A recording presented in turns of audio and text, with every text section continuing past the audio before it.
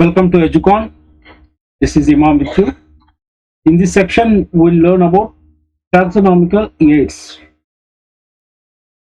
Taxonomical studies of various species of plants, animals, and other organisms are useful in agriculture, forestry, industry, and in general in knowing our bioresources and also their diversity. So, how the organism useful for us in agriculture? We use cows for tilling the soil, and also in bioresources. What is bioresources? Like we used to get milk and other products, and also a lot of other stuff we used to get from animals, and also in industry like leather industry. Okay, so all these, they are useful stuff for us. So taxonomic studies of various species of plants, animals, and other organisms are useful in agriculture, forestry, industry, and in general in knowing our bioresources and also their diversity. These studies would require correct classification and identification of organisms. Identification of organisms requires intensive laboratory and field studies. Intensive laboratory means like biological or chemical analysis inside lab. Field studies means you work in a field to study about the animal or plant. A collection of actual specimens of plant and animal species is essential and is the prime source of taxonomic studies. What actual specimens? Specimen means any kind of, it can be animal, plant species, different. So it is very essential to collect the actual specimens of both plants and animal species, which is the main source for taxonomic studies. There are also fundamental studies and essential for training in systematics. Systematics between the relation between the organisms, different organisms. For example, how humans are related with the animals. Like animals, with cow we are related.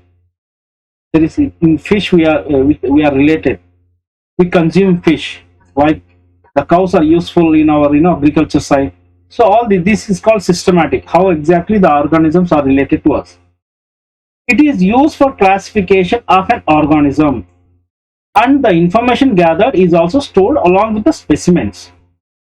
In some cases, the specimen is preserved for future studies.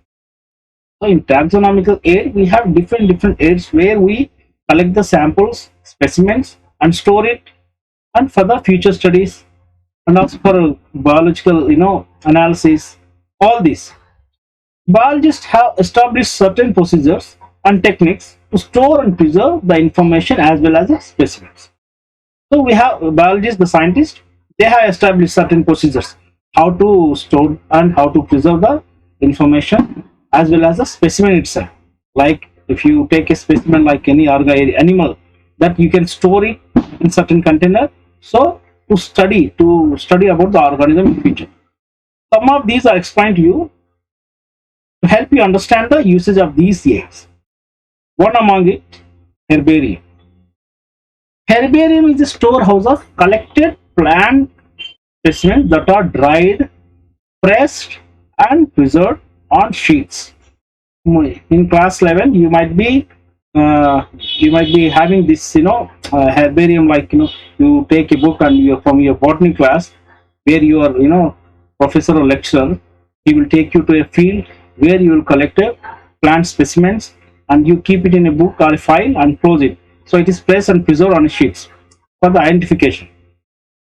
These sheets are arranged according to universally accepted system of classification. And these specimens along with their descriptions on herbarium sheets become a storehouse or repository for future use. So once you finishing your class 12, you'll be having these herbarium sheets with you. So you'll be learning about how exactly you are storing the plant specimens, and you press it to the book and you store it for the future use. The herbarium sheets also carry a label providing information about the date and place of collection. Yes, while you are collecting, that is for your class itself, but there are larger herbariums where they will collect all these specimens and press it and keep it in the herbarium. So herbarium sheets also carry label providing. So it provide the label which contain the information such as date and place of the collection, where exactly the specimen has been collected. English, local and botanical names, family, collector's name, etc. Herbaria also serve as quick referral system in taxonomic studies. So herbarium sheets are also carry a label providing information about the date and place of collection, and also English, local, botanical names of the specimen, and family and collector's name, who collected from the field. Coming to botanical garden, most of you are aware about these botanical gardens. These specialized gardens have collections of living plants for reference. In herbarium visa, we are taking a sample and they are fixed onto sheets and pressed and store it. So that is how the herbarium. Whereas in botanical gardens, here living plants are cultivated. So these are they are the specialized gardens which have collections of living plants for reference. Plant species in these gardens are known for identification purposes, and each plant is labeled indicating its botanical and scientific name and also its family. The famous botanical gardens are at Kew, England, Indian Botanical Garden, Howrah, and National Botanical Research Institute, Lucknow. In India, we have two research institute botanical garden. One is Indian Botanical Garden at Howrah and National Botanical Research Institute in Lucknow. Museum. Coming to museum, biological museums are generally set up in educational institutes such as schools and colleges. Museums have a collection of preserved plant and animal specimens for study. You might have visited museums, mostly in metro cities like in Chennai, Hyderabad, lot of other cities. You have museums where they have collections of preserved plant and animal specimens for study and reference. Specimens are preserved in the containers or jars in preservative solutions. Plant and animal specimens may also be preserved as a dry specimen. So here in liquid also they will store, and also as a dry specimen also it can be stored. Insects are preserved in insect boxes after collecting, killing and pinning. Larger animals like birds, mammals are usually stuffed and preserved. All these you can observe in museum. So try to visit a museum so you'll understand the importance of the museum itself. Museums often have collections of skeletons of animals too. Yes, we'll find the skeletons also in museum. Zoological park. Most of you guys are aware of the zoological park. At least you might have visited one time in your life. These are the places where wild animals are kept in protected environments under human care, and which enable us to learn about their food habits and behavior.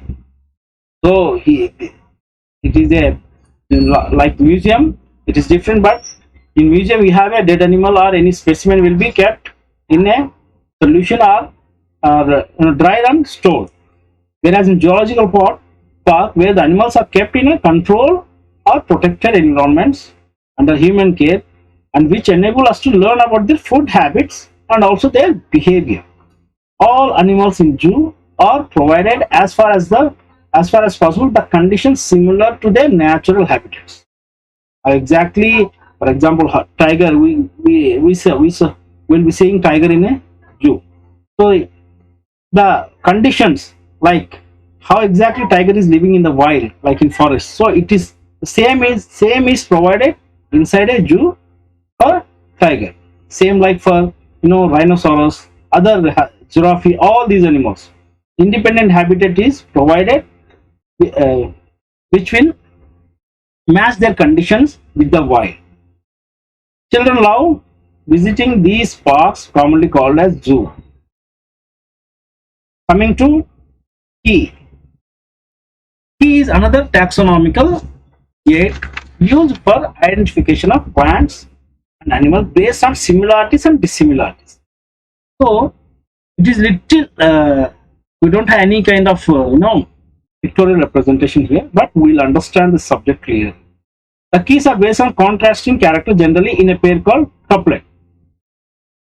It represents the choice made between the two opposite actions. For example, you take one example here. So if you say it is this side yes and it is no. If this is unicellular, yes, yes, unicellular. This cancelled here. Okay, no need to move from this side. Then again unicellular, it is having nuclear membrane or no nuclear membrane, non-membrane bound nucleus. So what we'll do, if it is having nuclear membrane, we'll go to other section. This is gone. If it is having, there is no any kind of membrane around the nucleus, then you will go this side. So this is closed. Like this, here the keys are based on contrasting character, generally in a pair called couplet. It represents the choice made between two opposite options. Okay, now I show you that how exactly we do it. This results in acceptance of only one and rejection of the other. So here, if you keep on taking this side, so you take unicellular. Okay, unicellular, you have it is having a nuclear membrane, yes or no? No, then go to non-membrane bound nucleus, that is prokaryotes. Like there is a nuclear membrane around, then you go this side. Like you will be selecting only one option. This result in acceptance of only one and rejection of the other.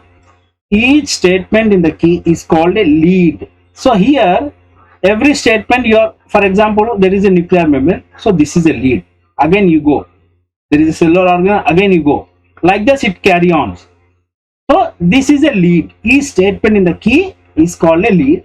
Separate taxonomic keys are required for each taxonomic category, such as family, genus and species, for identification purposes. Keys are generally analytical in nature. So you understand what is key. With this we conclude this unit, this chapter, and please subscribe to my channel, and also you can download the app Educon Play Store Educon, and also you can subscribe on the web also educon.in. You can visit the website educon.in, and there is more than 25,000 multiple choice questions offered, and you can purchase on annually or monthly basis. It is very the charges are very less. So please visit and download the app, and thank you.